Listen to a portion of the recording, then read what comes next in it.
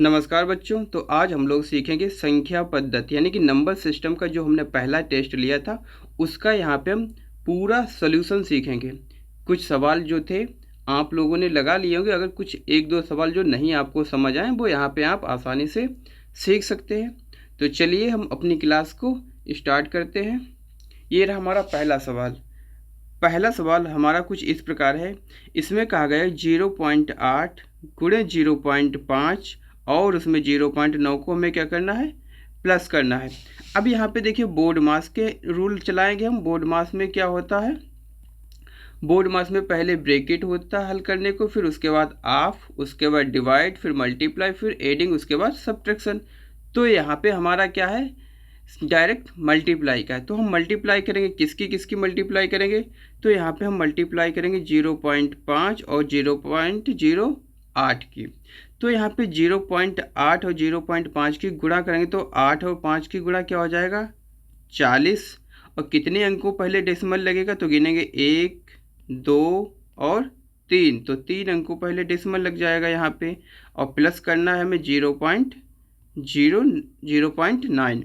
इसको प्लस करेंगे तो यहाँ पे देखिए प्लस करने के लिए क्या करते हैं, डेसिमल के नीचे हमें डेसिमल लगाना होता है। जो डेसिमल होता है उसके नीचे डेसिमल लगाते हैं, उसके राइट साइड के जो नंबर होते हैं वो राइट साइड में लिखते हैं और लेफ़्ट साइड के नंबर लेफ़्ट साइड में लिखते हैं और इनको प्लस कर लेते हैं। जिसके नीचे कोई अंक नहीं होता उसके नीचे हम 0 ले लेते हैं। प्लस करेंगे यहाँ पे तो हमारा किस इस प्रकार से आ जाएगा, यानी कि आंसर क्या होगा 0.94। तो यहाँ पे कौन सा ऑप्शन मिल रहा है, बी ऑप्शन। तो बी ऑप्शन हमारा क्या हो जाएगा, बिल्कुल सही हो जाएगा। ठीक, अगले क्वेश्चन पे चलते हैं हम लोग। दूसरा क्वेश्चन, यहाँ पे क्या कहा गया है कि गुणनफल का मान ज्ञात कीजिए जिसमें -3 गुणे -23। -3 गुणे -23 हमारा क्या होता है, 3 3 9, 3 और 2 की गुणा 6 और माइनस माइनस हमारा क्या हो जाएगा, प्लस हो जाएगा। तो यहाँ पे कौन सा ऑप्शन हो जाएगा, वी ऑप्शन बिल्कुल सही हो जाएगा। नेक्स्ट क्वेश्चन पे चलते हैं। इसमें कहा गया है कि निम्न में से कौन सा गणितीय संबंध सत्य है। अब यहाँ पे बताना है आपको कि कौन सा नंबर इसमें बड़ा है, कौन सा नंबर छोटा है।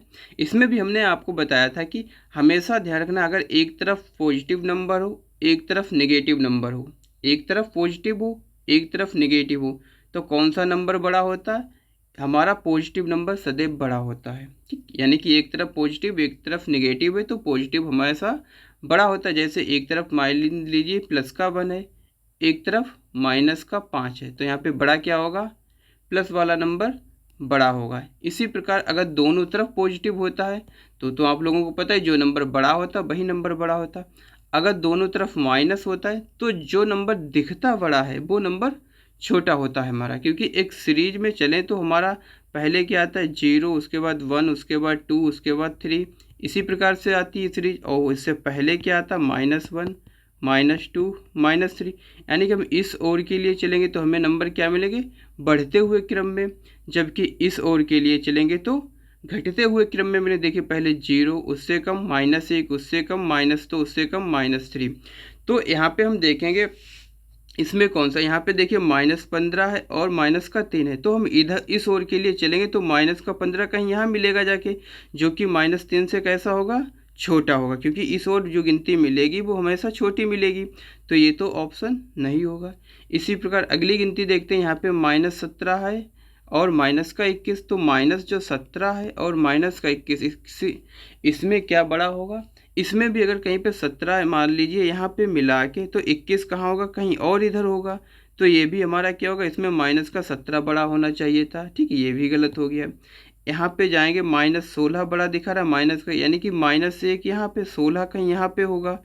तो यहाँ भी क्या होगा, इनमें क्या होगा रिलेशन, ये भी गलत, यानी कि यहाँ पे -1 बड़ा होना चाहिए। तो हमारे पास ऑप्शन कौन सा बचा, केवल डी ऑप्शन। डी ऑप्शन हमारा सही हो जाएगा। यानी कि -4 यहाँ पे तो 18 कहीं इधर मिलेगा जाके, तो यहाँ पे बड़ा नंबर क्या होगा, -4 बड़ा हो जाएगा।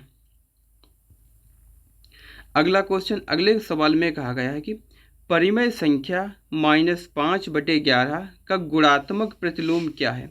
अब देखिए गुणात्मक प्रतिलोम क्या है, हमने बताया था कि गुणात्मक प्रतिलोम सदैव क्या होता है, इसमें ऐसे नंबर से गुणा की जाती है जी कि जिसका मान 1 आ जाए, क्या आ जाए, जिसका मान 1 आ जाए। अब यहाँ पे देखिए गुणात्मक प्रतिलोम, तो -5/11 में हम किससे गुणा करें कि इसका मान 1 आ जाए, तो इसमें हमें गुणा करने की ज़रूरत है इसके जस्ट अपोजिट से, जो नंबर होता है इसको हम पलट के इसी से गुणा करा देते हैं। तो -5/11 में हम किससे गुणा कराएंगे, -11/5 से। तो यहाँ पे देखिए 5, 11 से 11, 5 से 5 कटेगा, माइनस से माइनस क्या आ जाएगा, 1। तो हमें क्या करना होता है, यानी कि जब गुणात्मक प्रतिलोम पूछा जाता है तो जो नंबर दिया होता है जस्ट उसको पलट के लिख देते हैं, उसको पलट के। तो यहाँ पे -5/11 को कहाँ पे पलट के लिखा गया है, उल्टा करके, -11/5। कौन सा ऑप्शन होगा हमारा, फोर्थ ऑप्शन सही हो जाएगा। अगर यहीं पे देखिए एक और सवाल इसमें ऐड कर लीजिए आप लोग, अगर यहाँ पे गुणात्मक प्रतिलोम पूछा गया और धनात्मक पूछा जाए, क्या पूछा है, धनात्मक प्रतिलोम, धनात्मक प्रतिलोम, सॉरी 1 मिनट, धनात्मक था कुछ और था, योगात्मक प्रतिलोम, क्या हो, योगात्मक प्रतिलोम। अगर यहाँ पे धनात्मक नहीं, क्या बोला जाता है, योगात्मक प्रतिलोम। योगात्मक प्रतिलोम अगर पूछा जाए तब कैसे निकालेंगे, योगात्मक प्रतिलोम, 1 मिनट,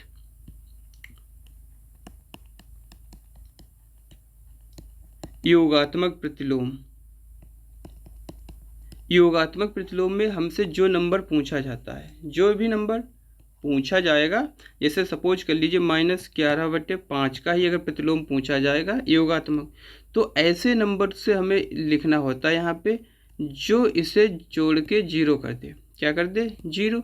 तो -11/5 में हमें क्या जोड़ें, 0 हो जाए, 11/5, तो ये क्या हो जाएगा, 0। यानी कह सकते हैं योगात्मक प्रतिलोम कैसा नंबर होता है, जिस नंबर का योगात्मक प्रतिलोम पूछा जाता है बस उसका साइन उल्टा हो जाता है। अगर -11/5 पूछा गया तो इसका क्या हो जाएगा, +11/5। अगर जैसे इसी प्रकार -7/2 का योगात्मक प्रतिलोम आपसे पूछा जाता है,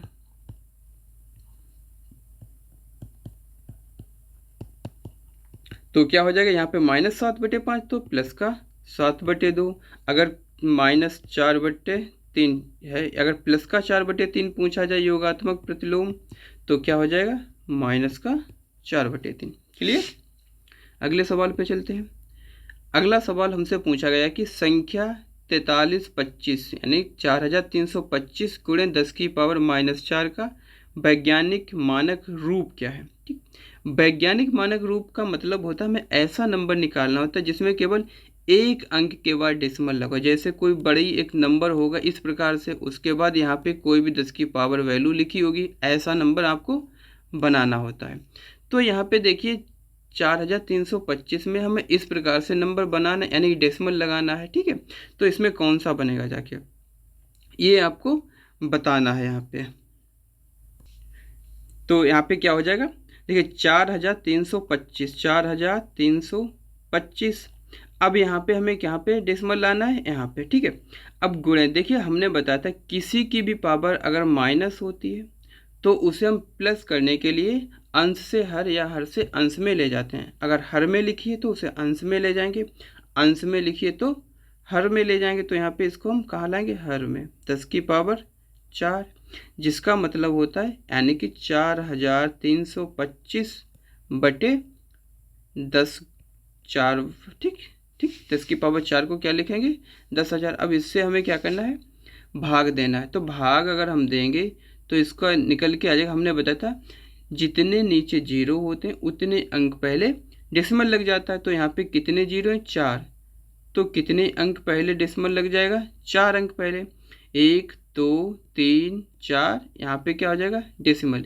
क्या हमारा ये आंसर होगा 0.4325? नहीं, क्योंकि हमने बताया था एक अंक के बाद डेसिमल लगता है।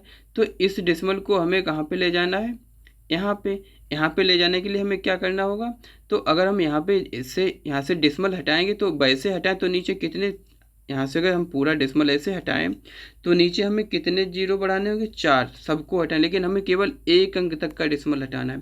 तो एक अंक तक का आप डेसिमल हटाएंगे तो आपको नीचे कितने 0 ले जाने होंगे, तो एक ही 0 लिखना होगा नीचे, यानी कि इसे हम लिख सकते हैं 4.325/10। अभी हमने बताया था अगर किसी की पावर माइनस से प्लस या प्लस से माइनस करनी है तो उसे अंश से हर में बदल लेते हैं। अब यहाँ पे जो 10 लिखा है इसकी पावर क्या है, +1 है। तो अगर इसको हम ऊपर लिखेंगे 4.325 और ऊपर ले जाएंगे अंश में तो इसकी पावर माइनस हो जाएगी। तो ऐसा कोई ऑप्शन दिख रहा है? तो बिल्कुल ऑप्शन कौन सा हो जाएगा हमारा, 4th ऑप्शन सही हो जाएगा। अगले सवाल पे चलते हैं। अगला सवाल कुछ हमारा इस प्रकार है, कहा गया है कि गणना कीजिए कि 180 का 17/2/3% प्लस 480 का 1/4 कितना है। तो 180 का मतलब क्या बताया था, गुणे 17/2/3। इसको अगर हम लिखें तो कितना आ जाएगा, 17/2/3 ये मिश्रित भिन्न है, इसकी हम गुणा कराएंगे तो 17 × 51, 51 और 2 कितना हो जाएगा 53, 53 कितना हो जाएगा 3 गुणे प्रतिशत का मान कितना होता है 1/100 प्लस 480 गुणे 1/4। अब देखो यहाँ पे हम इसको काट दें, 0 4 से इसे काट दें तो कितना आ जाएगा 12 चौक 48 120। इसी प्रकार यहाँ पे देखें 0 से ये 0 कट जाएगा, 3 से 18 कटेगा, 3 छक 18। अब 6 और 53 की क्या करा दें गुणा, 6 और 53 की अगर हम गुणा करें तो 6 × 18 के 8 हासिल लगेगा 1, 6 पंजे 30 और 1 31 बटे में क्या है 10 प्लस 120। अब 10 से 318 को अगर हम भाग करेंगे तो नीचे 1 0 है तो कितने अंक पहले डेसिमल लग जाएगा, 1 अंक पहले, तो 31.8 प्लस 120। इसको प्लस करेंगे, हमने प्लस करने के लिए बताया था कि इसको हम क्या करेंगे प्लस, तो 31.8।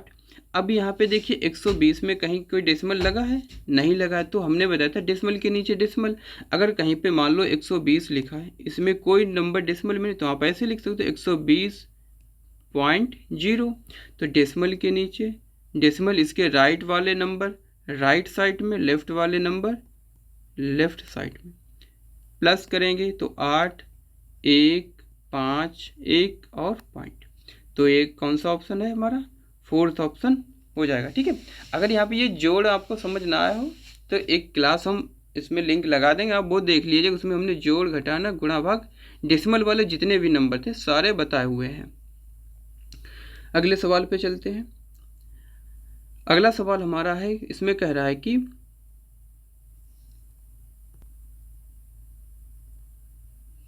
चलो ठीक है, तो यहाँ पे देखते हैं इसको हमें क्या करना है, ये भिन्न दी हुई इसको हमें सोल्व करना है। अब पहले इसको हल करेंगे और इसको हल करेंगे, क्योंकि बोर्ड मास में पहले क्या कराना होता है गुणा, उसके बाद जोड़ या घटाना। तो 5/3 गुणे 7/2, इसकी गुणा कराएंगे तो 5 और 7 की गुणा कितना हो जाएगा 35, 3 और 2 की गुणा 6। इसी प्रकार यहाँ पे 4 से 8 को कट कर दें तो कितना आ जाएगा 4 × 1 4, 4 दूनी 8, ऊपर क्या बचेगा 1, तो 11 × 1 11 लिखेंगे और 2 × 6, हर समान है तो एलसीएम क्या हो जाएगा 6। 35 से 11 माइनस करेंगे तो 35 से 11 माइनस करेंगे हमारा कितना बचेगा, 5 से 1 3 से 1 गया 2/6, 6 से डिवाइड कर देंगे तो कितना आ जाएगा 4। तो कौन सा ऑप्शन है हमारा, ठीक सी ऑप्शन सही हो जाएगा। अगला सवाल, अगले सवाल में कुछ इस प्रकार है कि संख्या इतने में अंक 7 के स्थानीय मान और जातीय मान का अंतर बताइए। स्थानीय मान और जातीय मान, ठीक है, जिसमें स्थानीय मान अगर हमसे पूछा जाए इसका स्थानीय मान क्या होगा, स्थानीय मान, स्थानीय मान क्या होता है हमने बताया आपको है कि जहाँ पे वो नंबर स्थित होता है, ठीक, जहाँ पे जैसे इकाई पे स्थित है, दहाई पे है तो 7 × 10, सैकड़ा पे तो 7 × 100 और 1000 पे तो 7 × 1000 लिखते हैं। तो यहाँ भी हमसे पूछा कि किसका स्थानीय मान पूछा गया 7 का, ये है कौन से स्थान पे, तो यहाँ पे हम चेक करेंगे इकाई, दहाई, सैकड़ा, 1000 और 10,000 कहाँ पे, 10,000 पे तो गुणा किससे होगी 10,000 से गुणा होगी तो कितना हमारा आ जाएगा 70,000। ठीक, अब उसके बाद क्या पूछा गया जातीय मान। जातीय मान क्या होता है हमारा, सात का जातीय मान, जातीय मान। जातीय मान का मतलब होता है प्लेस वैल्यू, प्लेस वैल्यू। और स्थानीय मान का मतलब होता है फेस वैल्यू। क्या होता है, सॉरी उल्टा लिख गए हैं। ठीक, किसका मान होता है, प्लेस वैल्यू स्थानीय मान होता है, फेस वैल्यू जातीय मान होता है। फेस वैल्यू क्या होता है, जातीय मान होता है। ठीक है, तो जातीय मान केवल क्या होता है, जिस नंबर को पूछा जाता है वही नंबर। तो यहाँ पे क्या रहेगा, 7 ही रहेगा। हमसे क्या पूछा गया, अंतर। अंतर का मतलब क्या होता है, माइनस करना। तो यहाँ से माइनस कर देंगे, 10 से 7 जाएगा, कितना बचेगा, 3। इकाई अंक क्या है, 3 सभी में, इसमें नहीं, तो ये ऑप्शन हट जाएगा। उसके बाद यहाँ पे क्या बचेगा, 9, यहाँ भी 9, यहाँ भी 9, यहाँ पे 6। तो क्या हो जाएगा, 9 9 9 और 6। ऐसा कौन सा ऑप्शन है हमारे पास जिसमें 3 9, सी ऑप्शन। अगला सवाल, इसमें कहा गया कि संख्या -15/28 को किस संख्या से गुणा करें कि उत्तर -5/7 प्राप्त हो। अब देखिए, ऐसे सवाल जब पूछे जाते हैं तो हमें क्या करना होता है, कहा गया -15/28 में किस से गुणा करें, किस से गुणा करें कि संख्या जो निकल के इतनी आ जाए। जब ऐसे सवाल आता है तो हमें किससे गुणा करें तो नहीं पता हो, तो हम मान लेते हैं x से गुणा करें। अब यहाँ पे x के इधर कौन सा नंबर है, ये इसका हमें x का मान चाहिए। तो -15/28 को हम किधर भेजेंगे, दूसरी साइड में, तो उधर जाएगा, ये काहे में जाएगा। अब यहाँ पे ये ध्यान रखना, ये जो -15/28 से x के काहे में, x के अगर ये गुणा में तो उधर कहाँ जाएगा, भाग में। किस में जाएगा, भाग में जाएगा।